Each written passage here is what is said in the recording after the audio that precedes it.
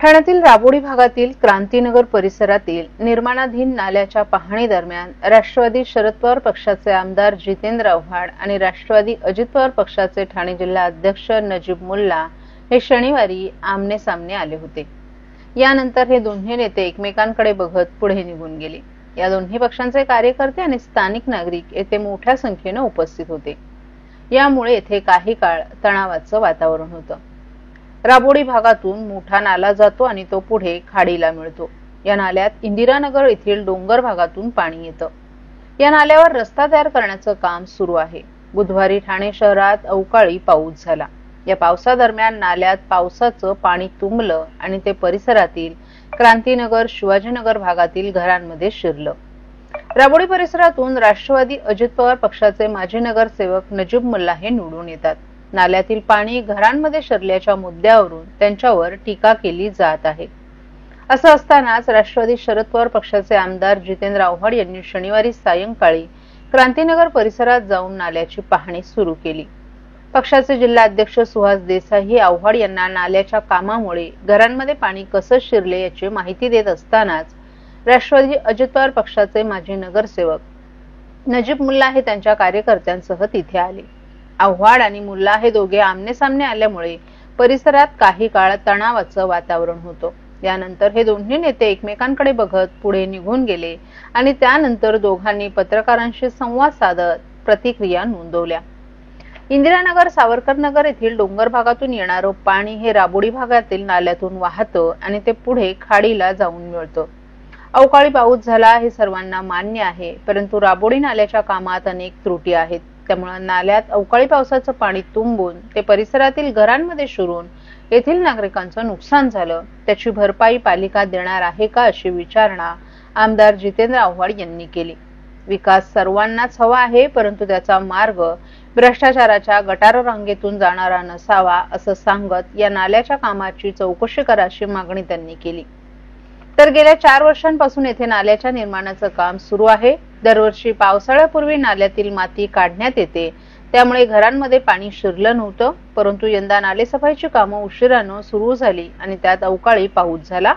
यामुळे घरांमध्ये पाणी शिरलं ही वस्तुस्थिती आहे। त्याबाबत नागरिकांची दिलगिरीही त्यांनी व्यक्त केली। या नाल्याची रुंदी 3 मीटरनं वाढवण्याबरोबरच नाल्यावर रस्ता तयार करण्यात येत आहे। खाडीच्या मुखाशी नाल्याची खोली वाढवण्याबरोबरच फ्लड गेट बसवण्यात येणार आहे असं नजीब मुल्ला यांनी सांगितलं। तसंच नशिबानं निवडून आलेल्या आमदारांनी आम्हाला तांत्रिक गोष्टी शिकवू नयेत असा टोला मुल्ला यांनी आव्हाड यांना लगावला। महाराष्ट्रातील भगिनींना आधार देणारी राज्य शासनाची मुख्यमंत्री माझी लाडकी बहीण योजना। या योजनेअंतर्गत अल्प उत्पन्न गटातील 21 ते 65 वयोगटाच्या भगिनींना मिळणार दरमहा 1500 रुपयाची मदत। अर्ज करण्यासाठी 31 ऑगस्ट 2024 पर्यंत मुदतवाढ। कुटुंबाचं वार्षिक उत्पन्न 2.5 लाख रुपयांपेक्षा कमी असलेल्या महिला पात्र। कुटुंबाकडे पिवळं किंवा केशरी रेशन कार्ड असल्यास उत्पन्नाचा दाखला आवश्यक नाही। पांढरं रेशन कार्ड असेल किंवा रेशन कार्ड नसेल तर कुटुंबाचं वार्षिक उत्पन्न 2.5 लाखांपेक्षा कमी असल्याचा दाखला आवश्यक। योजनेसाठीचा ऑनलाईन अर्ज नारी शक्ती दूत ऍप वरून किंवा पोर्टलवर भरता येईल। ज्या भगिनींना ऑनलाईन अर्ज भरता येत नसेल त्यांच्यासाठी अंगणवाडी, ग्रामपंचायत, वॉर्ड ऑफिस, सेतू सुविधा केंद्रामध्ये किंवा आशाताई बचत गटाच्या CRP यांची मदत उपलब्ध। आता आपल्याला अभिमानानं म्हणता येईल, सुखी आणि सुरक्षित आहे माझी लाडकी बहीण।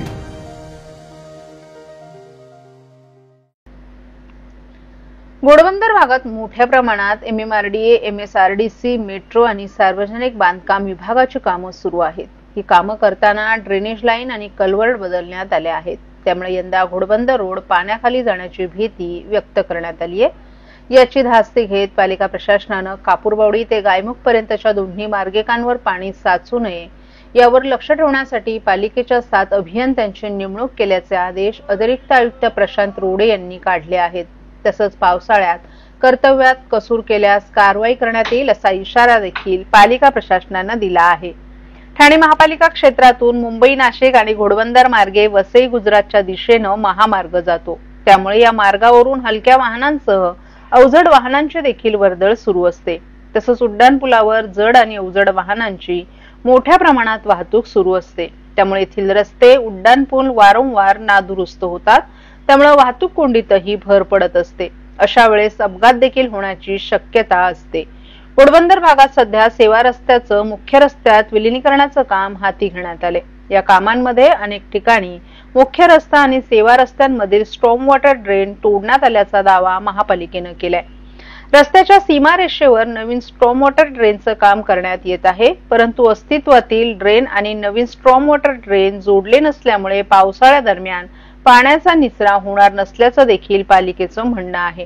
त्यामुळे घोडबंदर रस्त्यावर पाणीच पाणी साचण्याची शक्यता नाकारता येत नाही. याची दक्षता घेत पालिका प्रशासनानं कापूरबावडी ते गायमुख पर्यंतच्या दोन्ही मार्गिकांवर पाणी साचू नये यावर लक्ष ठेवण्यासाठी पालिकेच्या 7 अभियंत्यांची नेमणूक केली आहे. लग्नसराई आणि सणासुदीच्या हंगामासाठी खास संकलन घेऊन शिल्पम आर्ट अँड क्राफ्ट कॉटन आणि सिल्क एक्स्पोचं आयोजन ठाण्यात करण्यात आलं आहे. 20 मे ते 15 जून या कालावधीत वसंत विहार येथील डी-मार्ट आणि रामजी हॉटेल जवळ हे प्रदर्शन आणि विक्री मेळावा सुरू राहणार आहे. दररोज सकाळी 11 ते रात्री 10 या वेळेत या नागरिकांना या ठिकाणी भेट देता येईल. या एक्स्पो मध्ये सर्व प्रकारचे suit, dress materials, stalls, kurti, fashion jewellery, पारंपरिक footwear, khadi shirts, brass articles, घर फर्निशिंग, पॉटरी, फर्निचर अशा विविध वस्तू एकाच ठिकाणी उपलब्ध आहेत. ग्राहकांसाठी खास आकर्षण म्हणजे राष्ट्रीय स्तरावरील विविध भागातील हस्तकलेचं सामान या ठिकाणी एकत्रितपणे पाहायला आणि खरेदीसाठी मिळणार आहे. सर्व कार्ड आणि डिजिटल पेमेंटची सोयही उपलब्ध आहे. मनसोक्त खरेदीसाठी गृहिणींनी आणि नवविवाहितांनी या संधीचा लाभ घ्यावाचं आवाहन आयोजकांनी केलं आहे.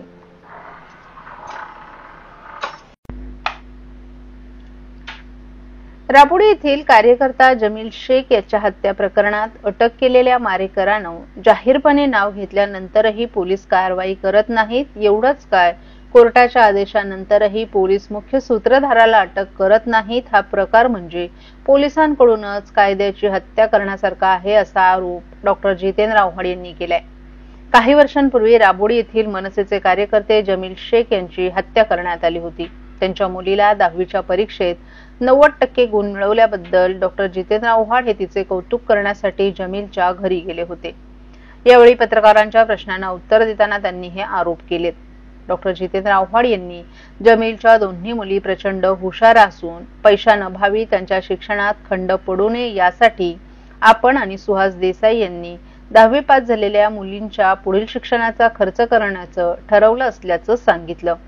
मुख्य आरोपी नजमुल्ला यांना अटक झाली नाही असा त्यांना प्रश्न विचारला असता पोलिसांच्या चौकशीवरच आम्हाला विश्वास नाही.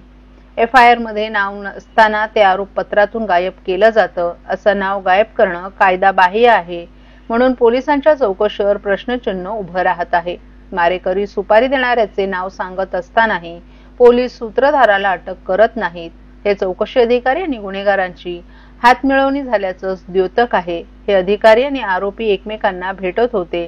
मोबाईल टॉवर लोकेशन तपासल्यावर हे स्पष्ट होईल असंही जितेंद्र आव्हाड यांनी सांगितलं. कार्यकर्ता हीच आपली ताकद आहे असं सर्वच राजकीय नेते म्हणत असतात. मात्र कार्यकर्त्यांच्या भावनांना विशेष महत्त्व देऊन त्यांच्या सुखदुःखात सहभागी होणारे नेते म्हणून डॉक्टर जितेंद्र आव्हाड यांचं नाव अग्रक्रमानं घेतलं जातं. त्याचाच प्रत्यय आज ठाणे महानगरपालिका मुख्यालयात आला. माता रमाई नगर तुर्फेपाडा ब्रह्मांड येथे राहणारा शिवाजी वाघमारे हातोरून स्विगीमध्ये डिलिव्हरी बॉय म्हणून काम करत होता. नुकताच त्यानं रिक्षा घेतली. आज या रिक्षाची डिलिव्हरी मिळाल्यानंतर डॉक्टर जितेंद्र आव्हाड यांना आपली नवीन रिक्षा दाखवण्यासाठी तो ठाणे महानगरपालिकेजवळ आला होता. डॉक्टर जितेंद्र आव्हाड आपल्या गाडीतून उतरताच तो पुढे आला आणि आपण रिक्षा घेतली असं त्यानं सांगितलं. यावेळेस डॉक्टर जितेंद्र आव्हाड यांनी रिक्षाच्या ड्रायव्हर सीटवर बसून चक्क रिक्षा चालवली.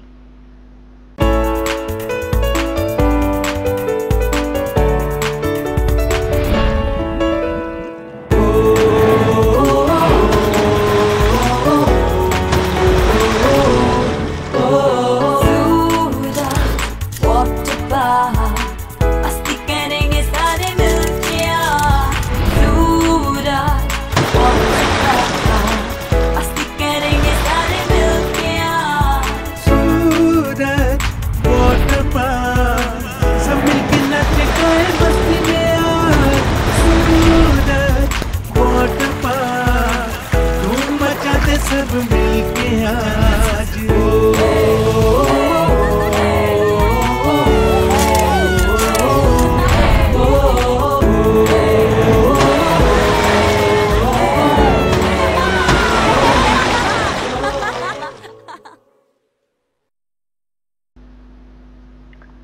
निवडणुकीदरम्यान हिरानंदानी इस्टेट परिसरातील कावेसर तलावाजवळील उद्यानाचं सुशोभीकरण करण्याचं आश्वासन खासदार नरेश म्हस्के यांनी दिलं होतं. या वचनाची पूर्तता करत रविवारी 25 मे रोजी या प्रकल्पाच्या कामाचा भूमिपूजन सोहळा संपन्न झाला. सततच्या पावसातही मोठ्या संख्येनं परिसरातील नागरिक, ज्येष्ठ नागरिक आणि महिला यावेळी उपस्थित होत्या. उपमुख्यमंत्री एकनाथ शिंदे यांच्या पाठपुराव्यामुळे केंद्र शासनाकडून निधी मिळवून खासदार म्हस्के यांनी या प्रकल्पासाठी आवश्यक आर्थिक तरतूद उपलब्ध करून दिली आहे. एकूण 5.6 एकर जागेतील केवळ 10% भागावर विकास करण्यात येणार असून सध्याच्या नैसर्गिक हिरवळीला कुठलाही धोका पोहोचणार नाही याची काळजी घेण्यात येणार आहे. या प्रकल्पात खडकाळ आणि चिखलमय पायवाटेवर पदपथ तयार करण्यात येणार असून ज्येष्ठ नागरिकांना चालणं अधिक सुलभ होईल. योगा, झुंबा तसंच इतर सांस्कृतिक उपक्रमांसाठी खास जागा उपलब्ध करून दिली जाणार आहे. ओपन जिम, फुलपाखरू गार्डन आणि तलावाजवळ रूफ कव्हर यांसारख्या सुविधाही उभारण्यात येणार आहेत. याशिवाय स्कायवॉच टॉवर मधून तलाव आणि हिरवळीचा एकत्रित अनुभव घेता येणार आहे. काही भागांमध्ये अत्याधुनिक साको उभारण्यात येणार असून त्यावरून चालताना ॲक्युप्रेशरचा अनुभव घेता येईल. या प्रकल्पासंदर्भात काही गैरसमज समाज माध्यमांवर पसरले होते. त्याचं स्पष्टीकरण खासदार म्हस्के यांनी मोठ्या स्क्रीनवर प्रकल्पाचं सविस्तर सादरीकरण केलं आहे. त्यांनी उपस्थित रहिवाशांशी संवाद साधत सर्व शंका दूर केल्या. परिणामी उपस्थित नागरिकांनी प्रकल्पाचं स्वागत करत समाधान व्यक्त केले. तसंच या कार्यक्रमात खासदार नरेश म्हस्के यांचा संसद रत्न पुरस्कार जाहीर झाल्याबद्दल आणि वचनपूर्ती केल्याबद्दल रहिवाशांच्या वतीनं सत्कार करण्यात आलाय.